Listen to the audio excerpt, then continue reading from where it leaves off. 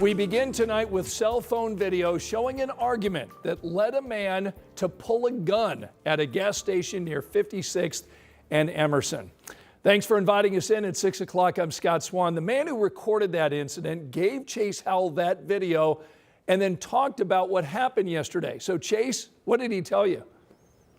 So according to him and police, it was all over one of the drivers waiting too long at a gas pump, a few honks, a verbal altercation, and a gun being drawn.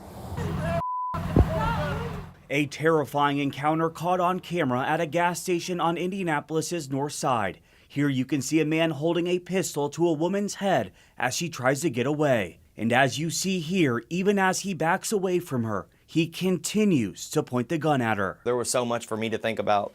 That bullet was my main worry. Kevin Edwards started recording the altercation while others called police. He says in this video, you can see the two confronting each other. And according to court documents, this is when the man says the woman pointed a gun at him, which she denies. Words were exchanged. He got to calling her, racial slurs, and she didn't like that. Probably wasn't comfortable with it from what I'm going to assume, but that's when he pulled the gun. As you can see in the video, he's choking her against the car. In the court documents, the man admits to police that he told the woman he was going to, quote, blow her head off. The fear of having a firearm placed in your face, at your head, and words uttered in which a threat is made, it's inexcusable and it's scary and life-altering for this victim. Officer Tommy Thompson with IMPD says this is a prime example of people not using their words to solve problems. We as adults have to do better. We in society have to do better. We cannot resort to conflict resolution that yields a firearm to solve our problem. Thompson says when arguments start to escalate, people just need to walk away and take a breath. Right now, the man you saw in that video has been arrested for several different reasons, including intimidation and battery with a deadly weapon, strangulation, and criminal confinement. As for any formal charges, those will be filed by the Marion County Prosecutor's Office. Reporting here in Indianapolis, Chase Howell, 13 News. Chase, thanks so much. So at last check, that man is still being held at the Marion County Jail. Central Indiana has been shivering in sub-zero wind chills for nearly 70 hours. But tonight, the streak is over, and now we're excited because we've got 30s and even 40s in the extended forecast. Rob's in for Angela tonight with the good news. Yeah, the key there is extended forecast. Right, exactly. Because it will take us a while to get there, okay, but at least we see them on the 7-day forecast, good. and that's some good news. Yep. Let's start with where we are right now. You mentioned a bit of a warm-up. We're now back down to 22. We made it up to 23 a bit earlier, but look, we've got some south winds in place. Those south winds, along with some sunshine today, making it 22 degrees warmer at this hour than where we were yesterday at this hour. So this is certainly a warm-up, and a lot of it's due to those strong south winds.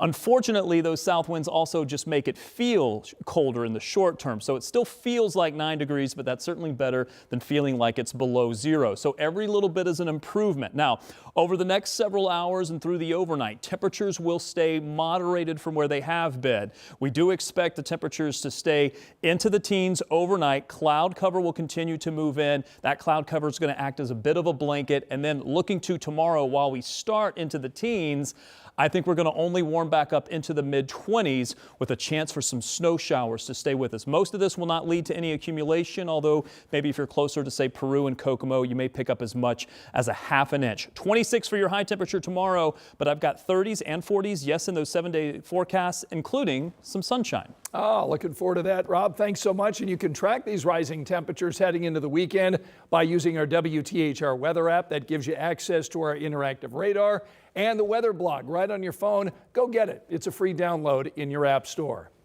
Tonight at 6, a suspected serial killer is now convicted of killing a woman at a truck stop here in Indianapolis.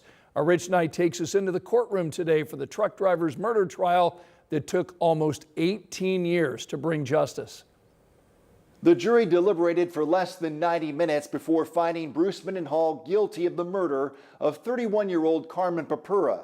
She's now the third woman that Mendenhall is convicted of killing, and authorities believe there may be a handful of others in other states. Mendenhall is already serving 2 life sentences for killing 2 women in Tennessee. He admitted to police that on July 11, 2007, Papura got into his truck cab at the Flying J truck stop on the south side of Indianapolis. She got in that truck. He had sex with her. He put a bag over her head. He taped it around her neck. He shot her through the head, drove down to Kentucky, and dropped her body down that ravine like a piece of trash. Papura's bloody clothing, phone, and ATM card were found in Mendenhall's cab at a truck stop in Nashville, Tennessee. He told police he had blood on him from cleaning up after Papura was shot with his rifle. We have an individual who gives a statement. Make no mistake about it, they can try to characterize it as a confession. It is not a confession. It is not, I did this. Does it make any sense to have an Indianapolis woman go missing with her bloody clothes in the defendant's truck in Nashville, Tennessee, with her bones in between those places in Kentucky? Papura's family attended the trial but did not comment on the verdict. Mendenhall is sentenced February 13th. Rich Nye, 13 News. Tonight, a man is charged in the death of his wife, a former IPS teacher.